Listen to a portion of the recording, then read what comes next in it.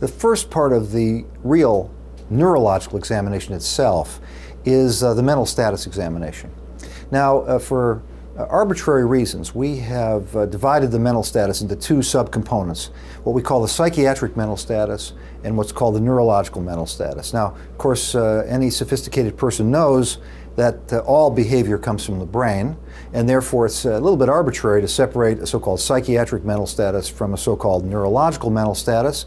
But the reality is that there are what we think of as psychiatric illnesses like schizophrenia and manic depressive illness and so on, and there are neurological illnesses like Alzheimer's disease and multiple sclerosis and so on. So it's true that we separate them in our minds, even though we know that these all come from the brain.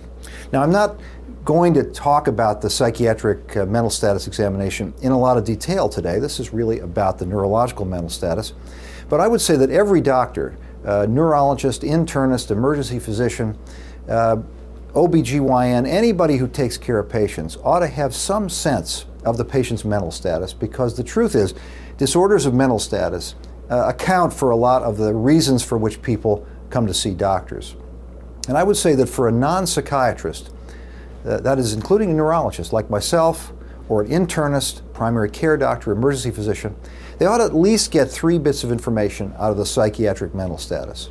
And I would call those affect, mood, and thought. Let me just define those briefly and tell you what I'm talking about there. Affect is the appearance of the person to an outsider. And you can easily learn that by simply looking at the person as you're interviewing them. So you're having a conversation with the patient, taking a history. You ought to be recording in your mind, does this person look happy, sad, neutral, frightened? What is their affect? An affect, so you can keep it in mind, it really is what an actor does when a director says to behave in a certain way, right? So if the director says to the actor, look surprised, the actor might go like that. I didn't mean not necessarily a good actor, but an actor does that. That's a surprised look, or a frightened look, and so on. That's affect. It's been put on by the person in response to a command. Mood is the person's real feelings. And the way we monitor mood is something that I call a reflective technique. That means you monitor your own feelings in the presence of the patient as you take the history. This is not something that is taught in most medical schools very well anymore, because it's sort of politically incorrect to have feelings about patients. But the truth is, we're human beings, doctors are. We have feelings about patients. Some patients make us anxious, some make us angry, some make us happy, some make us sad. That's data. We're examining the nervous system. It's very important for us to know what we're feeling. Doesn't mean we're going to act on it. It would be unprofessional, of course, to act on it, but we need to know what it is. So if I'm feeling anxious in the presence of a patient, that generally means that the patient is anxious. And if I'm feeling sad, it usually means the patient is sad. Now, of course, this all depends on you being normal. You have to be normal. If you're a normal person and you're feeling anxious, it's probable that that's being transmitted to you in some kind of nonverbal way. That's useful. And then what I tell people to do is to compare affect and mood. That is, does the feeling that you're having about the patient match what the person looks like? I mean, if you're feeling sad, the person ought to look sad. If you're feeling anxious, they ought to look anxious. If they don't, there is what I would call a mood-affect association. Mood-affect association means there's something wrong with the nervous system. It can be a psychiatric illness like depression or schizophrenia, or it can be a neurological illness like multiple sclerosis or motor neuron disease. Remember, in motor neuron disease, some people have what we call pseudo-bulbar affect. They have inappropriate laughing and crying. So that they're laughing when they're sad and when they're making you sad. That's an affect-mood dissociation. Very important for you to recognize that you're in the presence of somebody who can't match their affect with their mood. So, and all that's done, of course, during the normal interactions with a person that you have after you introduce yourself and you take the history.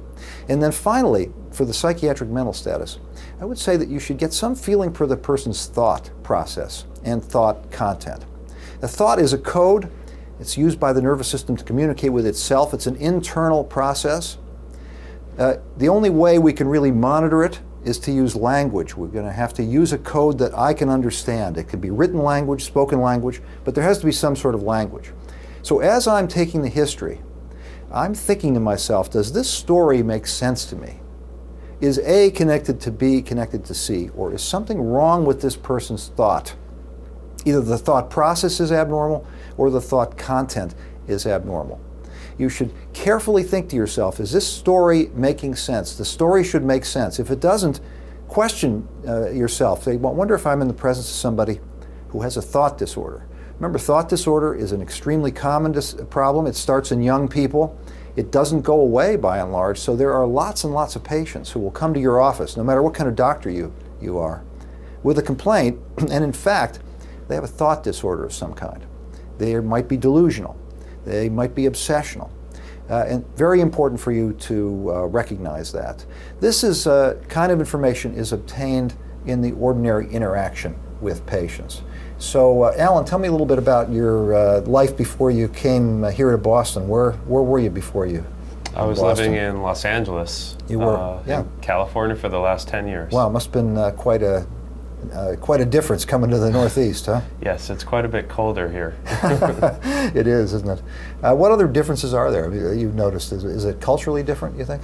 Yes, I think that by and large, I think there is a difference between East Coast and West Coast. So I immediately kind of get a sense of the Boston area being a little bit more focused on education and obviously sports as well. Yeah, absolutely. I guess in LA they still like the Lakers quite a bit, though, isn't that right? Yes, they do, but without a football team, I can't even call it a real sports town. That's right. So the point here is we're going to have a conversation, and we ought to have a conversation about something that the patient, the person, has some knowledge. And what I've learned is that he knows something about sports. He has some interest in sports. That's something that I can talk to him about. It might be sports, it might be music, it might be politics. It can be anything. It doesn't make any difference what it is, as long as it's something about which they have interest and knowledge, not you. And that's, of course, means you have to have a life of some kind as a doctor, because you're going to have some kind of a conversation with people. So I might, having heard that, I might say to him something like, what happened to the football team in LA? I mean, why don't they have a football team? Well, that's a great question. What is the reason? Their team was moved to St. Louis, and ever since it's been a battle between the league and the local politicians. Where did they play? They played in a big stadium there in LA. What was that called? Coliseum. Coliseum. Right. So what I'm testing is his memory, his language, and his thought. And I'm talking about something that he ought to know about. He's shown an interest in it, and I expect him to actually know something about it. If you're going to pick up a subtle mental status abnormality, you have to expect a lot from your patients, within a realm that they understand things. So if he had said to me, you know, I'm very interested in being a French cook, that's what I do, I might have said to him, how do you make hollandaise sauce? How would you make that? And I would expect him to know how. Whereas in Alan's case, I don't know if he knows how to make hollandaise sauce or not, do you? I don't think I do. No, so it wouldn't be a fair question for him, because he's not necessarily interested in that. So we find out through our interactions with the person during the history taking what kind of things interest this person, and that's what we talk about. And what the patient, of course, doesn't really realize is this is a neurological examination. It's also, of course, good. It's good for patient-doctor relations. It's the kind of interaction you want to have with your doctor. But for a neurologist or somebody interested in the nervous system, this is actually part of the exam. That's how we're going to find out. And I'm looking at him. Does he smile in the appropriate time? Is his affect and mood matched? Do the thoughts connected one to the other? So I would say in my quick screening of him here that he has normal affect, mood, and thought. The feelings he's eliciting in me match his appearance. He tells me a story very logically. It makes sense. Now what is the neurological mental status? Well, the neurological mental status it could be enormously complex, and probably many of you have referred patients for neuropsychological tests to a cognitive expert, and these tests can take days, literally, and they can give hundreds of tests of all different kinds of cognition. And in fact, it's so complex that it's intimidating to many doctors. I mean, they don't know where to begin. How are we going to test all of these cortical and subcortical functions that make us human beings? And there's some ways that you can approach this. The way I think about it is to think of the mental status as having four major spheres of activity. And you test these 4 major spheres in sequence. And you'll hear in a moment why I test them in this sequence. I start with the level of consciousness. How awake is this person? They're somewhere between awake and alert and comatose. Everybody is somewhere on that spectrum. And the question is, where is this person precisely? And I'll show you how to do that in a minute. Once we decide that this person is awake or nearly awake, very good and alert, I can then go on and test language. Remember, I said a moment ago, language was the code that we use to communicate with each other. And it's the only way we can find out about thought. So I'm going to test language. And I'll tell you in a minute how we might test language. If language is reasonably good, it doesn't have to be perfect, but if it's reasonably good, if there is a language that allows us to communicate with each other, I can then go on and I can test memory. Memory is the core cognitive function. Nothing can be learned without memory, and many neurological diseases cause memory deficits. So I'm going to want to test memory, and I'll tell you some ways of testing memory. I've already given you some clues. And finally, if those 3 things are pretty good, that is, he's awake and attentive, he's got a language that I can use, and he's got a reasonable memory, we can then test so-called visuospatial skills. That is to say, does he have a map in his head of extrapersonal space? Does he know what right and left is, up and down? Does he organize things in his brain in a reasonable way with regard to his view of the external world? And that's what I would do for cognitive testing. Now, how am I going to organize that? Well, many years ago, 1975, Marshall Folstein and his wife Susan Folstein and Paul McHugh, head of psychiatry at Hopkins, decided that people just weren't doing mental status examinations. They weren't doing them, so they put together what they call the mini mental state examination, and it became one of the most cited papers in all of medicine. I say used very, very widely throughout medicine to deal with the mental status. And what I thought we would do is actually do the mini mental status examination here on Alan today. I'm going to tell you in a minute that this test is not perfect. It is not perfectly sensitive, and it's not perfectly specific. But as Marshall Folstein actually once told me in person, they invented it because they wanted to invent something that was a lot better than nothing, which is what people were doing before the mini mental. So I'm going to actually give the mini mental. You can download this from the internet. Very easy to get many versions of this. You take the patient's name and date of birth. How old are you, Alan? 33. 33. How far did you go in school? Got a bachelor's degree. Bachelor's degree in college, so we say 4 years of college, and we put down the date of our examination. So let's start now. What is today's date? December 12th, 2009. Right, so what I'm doing is I'm just going to check that off. That happens to be correct. That is the correct date today. And what's the month? You've already told me, you can say again. And the year? 2009. What day of the week is this? This is a Saturday. It's a Saturday. And what season of the year is this? The winter. So that's actually incorrect. It's actually the fall. It feels like the winter. But it's not quite the winter yet. That's a very tricky question, the 12th of December. But anyhow, this shows you some of the potential weaknesses you can have in an exam like this. But at the end, I'll show you that it actually works out pretty well.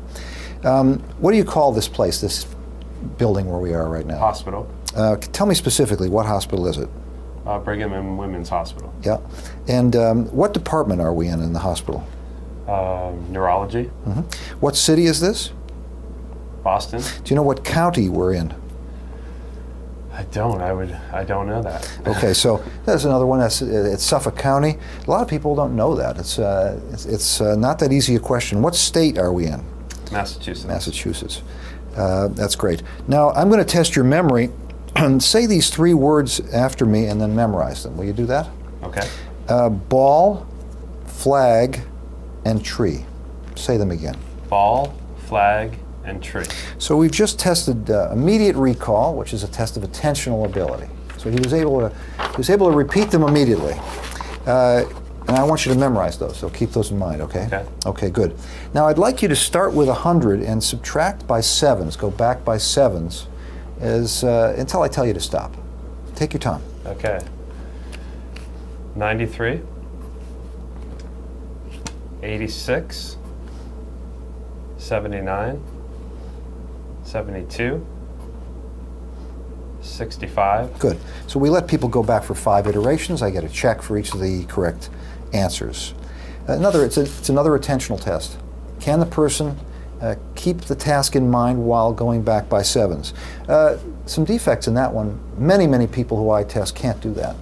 And they're otherwise normal people. And they might get 5 points off for that. So it's a problem with it, isn't it? Some people, it's too hard. You sometimes have to adapt this. You have to say, well, I want you to go back by 3s, depending on how much education the person might have had. I would like you to think very carefully, go slowly, and try to spell the word world backwards. Okay. D, L, R, O, W. Very good. Perfect. Another test of attention. This is by asking the person to do 2 things at once. Basically, keep the task in mind. Picture that thing in your mind's eye, as we like to say. That's probably somewhere in the parietal occipital lobe, and then pull it out one by one. Very good. What were those 3 words that I asked you to memorize? Ball, flag, and tree. So he was able to keep those in mind. So that's his ability to actually recall. We tested before his ability to put them into memory, and now we know that he can bring them out. What do you call this item right here? That is a wristwatch. And this one here? A pencil. So watch and pencil gets him 2 points. Can you repeat after me, no ifs, ands, or buts? No ifs, ands, or buts. That's a very classical neurological question. I think it was, I don't know if it was invented by, but it was certainly put on the map by Norman Geschwind, the great cognitive behavioral neurologist. And I remember him telling me that this was a very useful phrase in English because it was a phrase that had meaning, no ifs, ands, or buts, but was actually extremely difficult for the nervous system to repeat. So it's a sensitive but not specific test of language disorder. Now I'm going to give you a piece of paper here, and I'd like you to take this piece of paper, fold it in half, and put it on the stretcher next to you.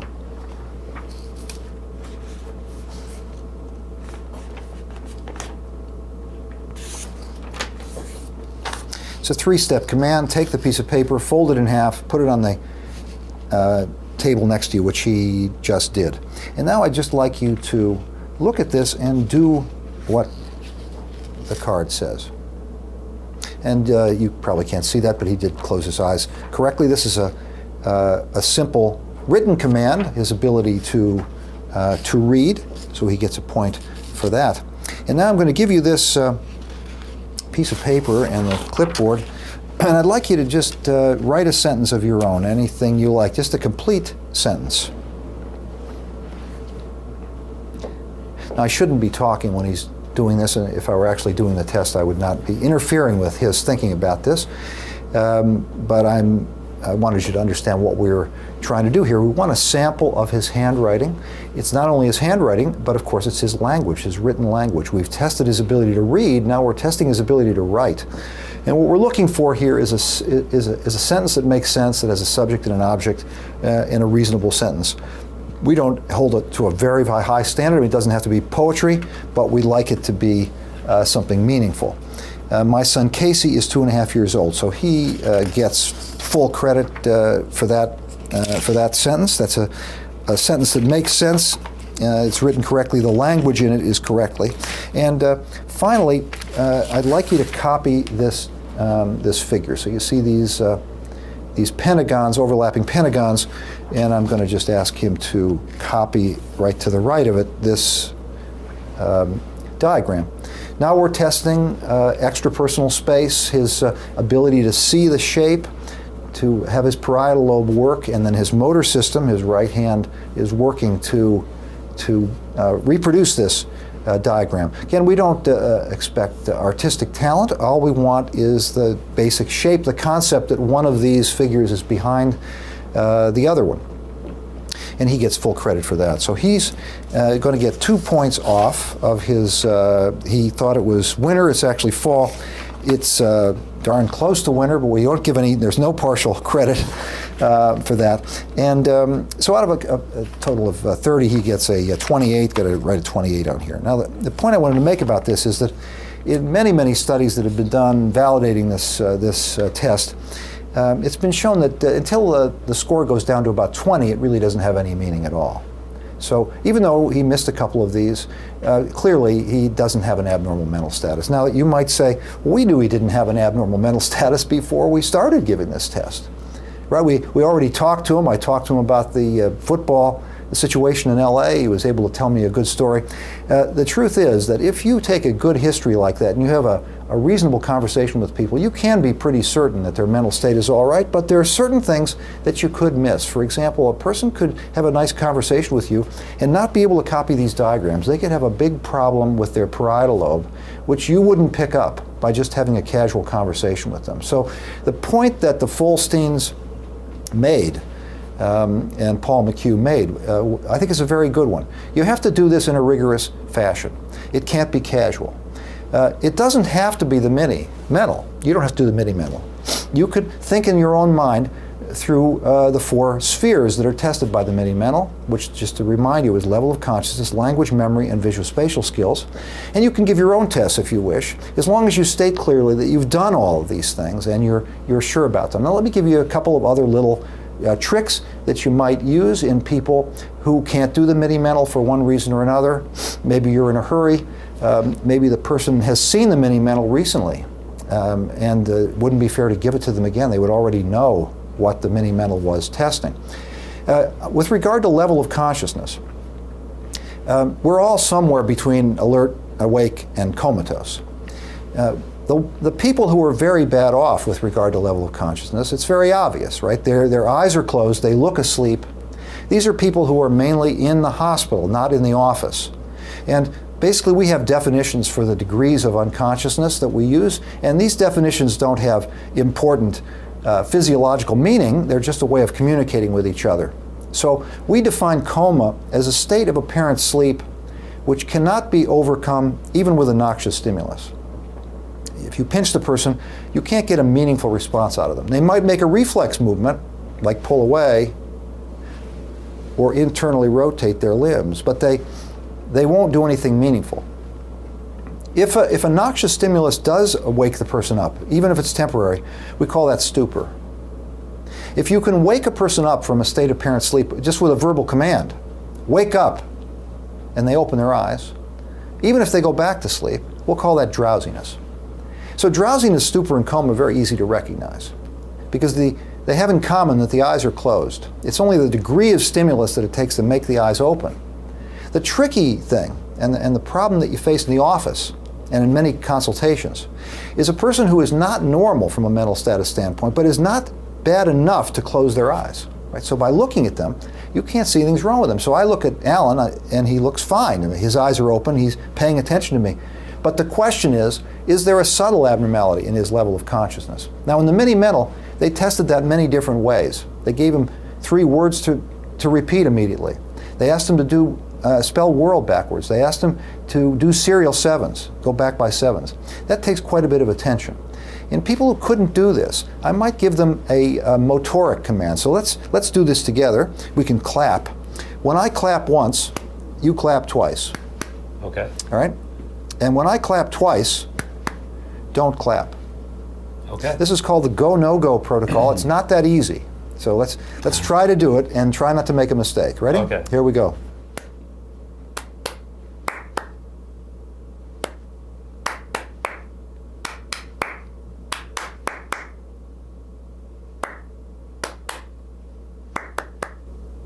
Okay, that's good. Very good. So he did that perfectly. You can see it requires a fair amount of attention to do this. This has the advantage of being a sort of a game-like phenomenon. So if somebody is a little off, they can't do the detailed mini-mental. You can sometimes do the go, no-go protocol and find out whether the person is attentive or not. A person who can do that is probably attentive. And you can now say we can move on to the next stage, which is language. Language I tested, didn't I, just in taking my history. He understood my questions. His responses were perfectly reasonable. The trick comes in when somebody can't speak to you, but they still might have normal language. Now, when would that occur? Well, the simple thing would be somebody intubated in the hospital with a tube in their mouth. They can't speak. But there are neurological diseases that could do that as well. So if somebody were paralyzed or very dysarthric because of cerebellar ataxia, and they're so bad off that you couldn't understand their speech, that doesn't mean they don't have normal language. And we would have to then go to written language, which of course is much more tedious to test, but we could do it. And in the mini-mental, there was a test of written language. I asked him to write a sentence. He created a sentence in his mind, and he also read some commands for me. So I tested those. And if that didn't work, what would you do then? A person in an intensive care unit, their limbs are tied down, there's wires and tubes everywhere, they can't speak to you. Can you test language? You might be able to. You could use computer language, which is just yes and no. That's how computers work, and you can test people that way. It's very tedious and slow, but it can be done. For example, I can do this with Alan here. What I'd like you to do is to raise your left hand if you mean yes, and raise your right hand if you mean no. Is Nixon president? Is Johnson president? Is Obama president? Good. Is it spring? Summer? Fall? Very good. So he's learned that it's fall, and you can see that I can test him with a yes or no, with yes or no questions. And I can do that with people who can just blink, who can just look up or just look down. I can say one blink is yes, two blinks are no. Looking up is yes, looking down is no. And sometimes you're shocked to find that a person who's very bad off looking actually has a normal language. They are awake, they are alert, they have a normal language. So you want to make sure you test language. If there is speech, it's often very easy to test language just by talking to the person. And what you're listening for is the cadence and musical quality of the language, what we call prosody. Does it sound like language?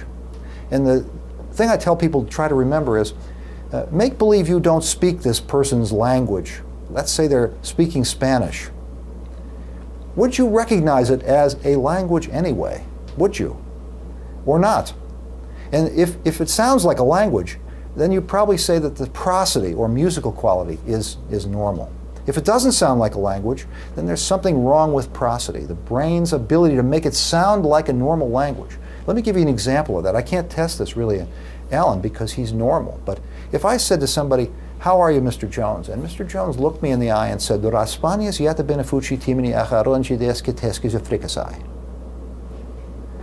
would you say? Does that sound like a language to you? It does, doesn't it? Has the prosody of language, has the musical quality of a language, but you don't understand it.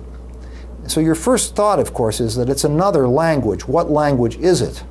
And I wonder if any of you looking at this can think of what language is that. What language is that I just gave you? You know, I've given talks on the subject all over the place, and some people say it's Russian, it's Polish, it's, you know, the fact is that it's actually from a very important episode of the Three Stooges, that language called My Little Pirates, Three Little Pirates, in which they talk gibberish like this. And it's a lovely example of what we call a fluent aphasia. It sounds like a language, but it doesn't have the function of a language, doesn't transmit information from one person to another. That's a fluent aphasia. Other aphasias, language disorders, don't sound anything like a language. I wouldn't have to speak the person's language to know that something was wrong. "How are you, Mr. Jones?" And Mr. Jones says to me, "Hold your fall.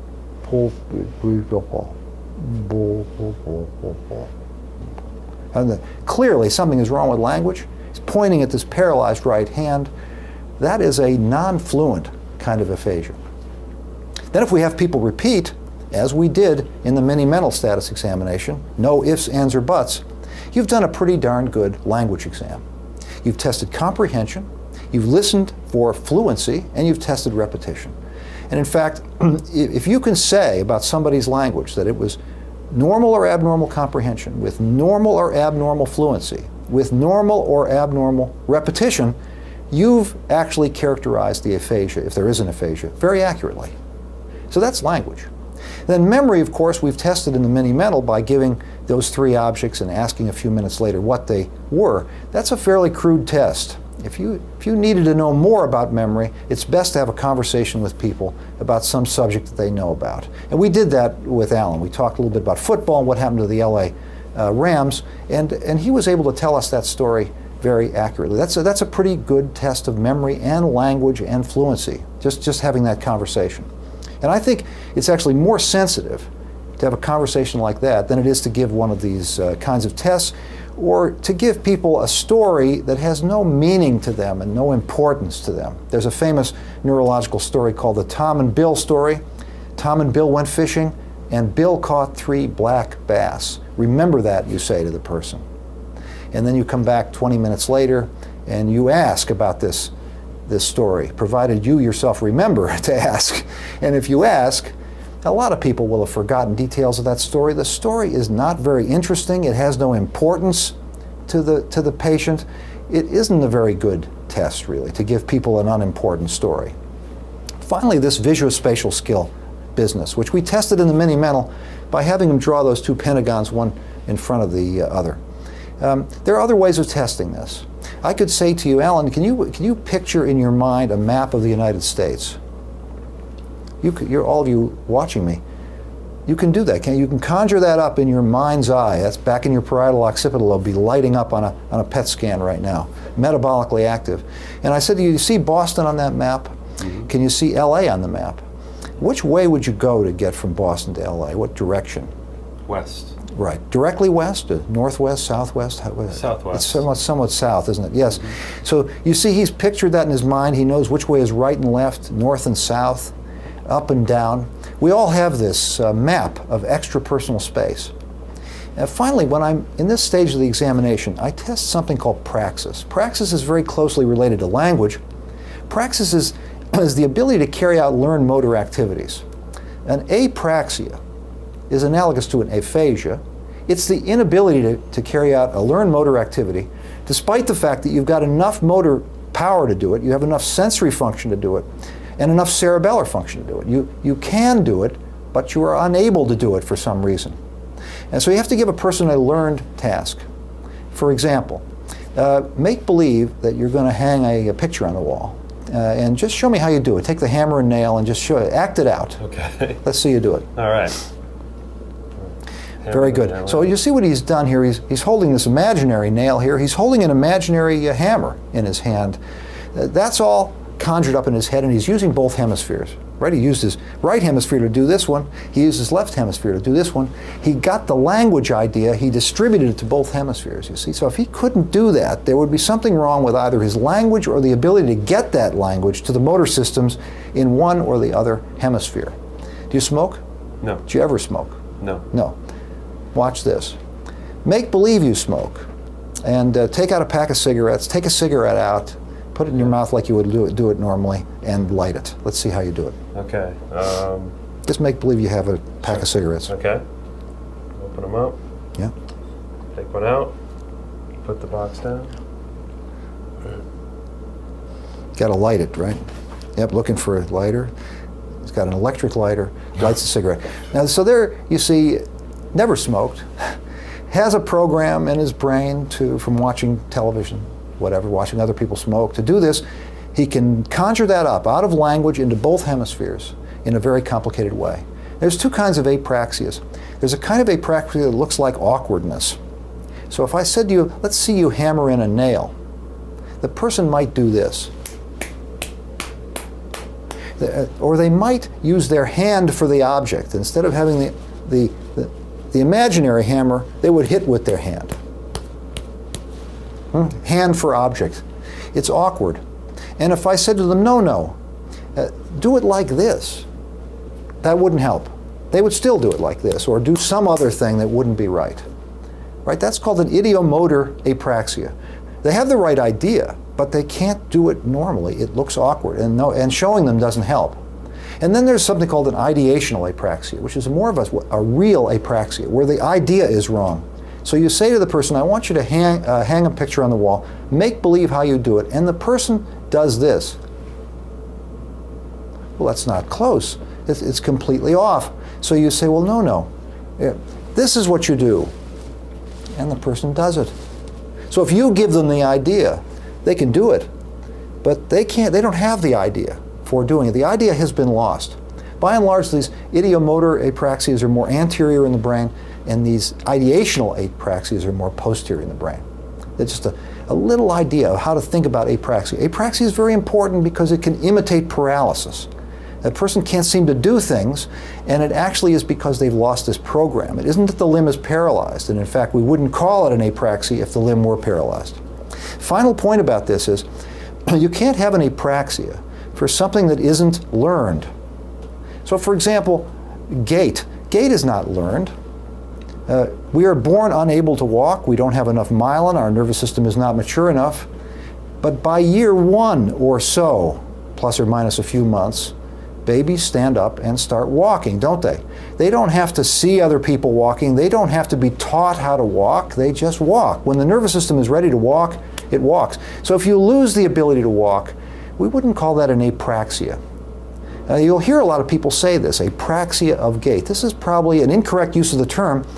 And the reason I'm so fastidious about this is that if these terms are going to have any use, we've got to use them in a certain way. There's no sense talking about apraxia of gait when we mean by apraxia the loss of the ability to do a learned function, despite good motor, sensory, and coordination functions. So I hope this gives you an approach to the mental status examination which will be practical in the office.